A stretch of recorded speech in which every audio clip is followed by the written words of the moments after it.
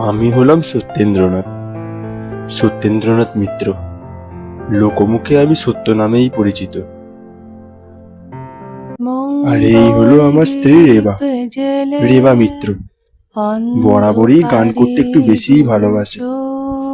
গানের গলা যেমন মিষ্টি, ঠিক তেমনি দেখতেও অপরূপা। কই গো রেবা, কই দাও, আমায় খেতে দাও, তাড়াতাড়ি দাও, আমায় বেরোতে হবে, দেরি হচ্ছে আমার, দাও তাড়াতাড়ি দাও খেতে। হ্যাঁ গো, এই তো এসে গেছি। নাও নাও, বসে পড়ো তো দেখি খেতে। বসে পড়ো, আমি ভাত বেড়ে দিচ্ছি তোমার জন্য। এ নাও, ধরো। আমার রোজকার রুটিন বলতে সেই এক জিনিস, প্রতিদিন স্ত্রীর হাতে ভাত খেয়ে কাজের জন্য রওনা হই। আমি গত 2 বছর ধরে একটি ছোট্ট কারখানায় মাল বওয়ার কাজ করি। মাইনে যা পাই তাতে আমার সংসার চলে যায় মোটামুটি। এরপর ওই সন্ধ্যে 7:30 নাগাদ প্রতিদিনের মতো বা কারখানা ছুটির পর বাড়ি না গিয়ে আমি সোজা হাঁটতে হাঁটতে মাঠঘাট প্রান্তর পেরিয়ে চলে যাই একটি ভাঙা বাড়িতে জন চারেক বন্ধু মিলে কিছুক্ষণ বসে গল্পগুজব করতে। প্রতিদিনই এটা করি, তাই আজও করলাম। তবে আজ একটু বেশি রাত হয়ে গিয়েছিল, প্রায় 10:30টার কাছাকাছি।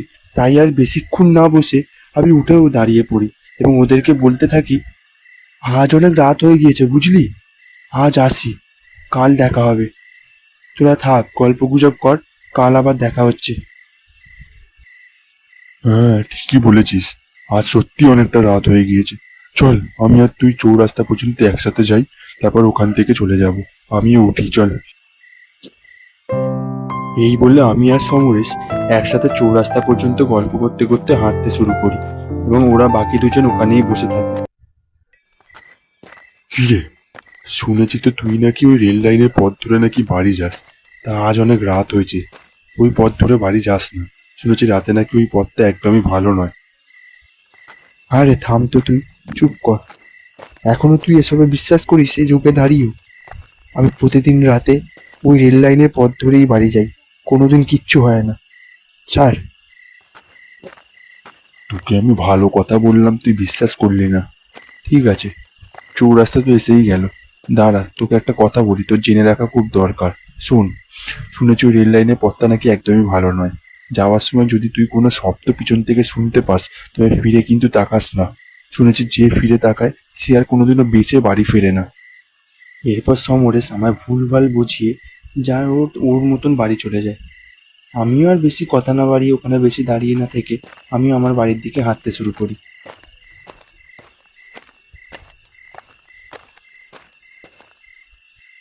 বেশ খানিকক্ষণ হাঁটার পর আমি ওই রেল লাইনের রাস্তার উপর চলে আসি। কোথাও কিচ্ছু নেই, কোনো শব্দ নেই, শুধু শুধু ভুলভাল বোঝায়। যত সব ভুলভাল কথা, সব ঠিকঠাকই চলছিল। হঠাৎ কিছু দূর যেতেই পিছন থেকে এক অদ্ভুত শব্দ শুনতে পাই, গুমগুমানির শব্দ। মনে হচ্ছে যেন কেউ আমার পিছু নিচ্ছে। আমি কিছু বুঝতে না পেরে ওখানে দাঁড়াই।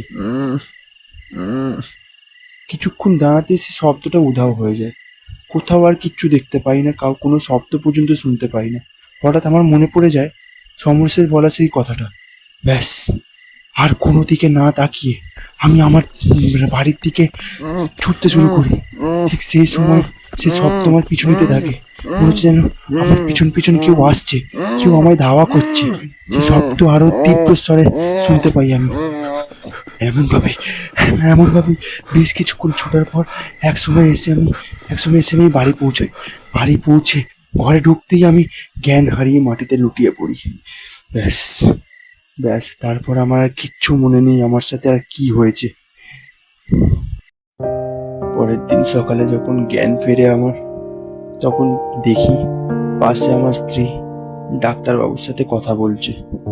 হয়তো ওষুধপত্র লেখাচ্ছে কাল রাত্রে ওই ঘটনার জন্য। এরপর ওষুধপত্র লিখে দেওয়ার পর ডাক্তারবাবু সেখান থেকে চলে যায়। ডাক্তারবাবু চলে যেতে স্ত্রী আমায় জিজ্ঞাসা করে, হ্যাঁ গো, কাল রাত্রে তোমার কি হয়েছিল? তুমি জ্ঞান হারিয়ে বাড়িতে ঢুকেই অজ্ঞান হয়ে পড়ে গেলে যে মাটিতে, কিছু কি হয়েছিল?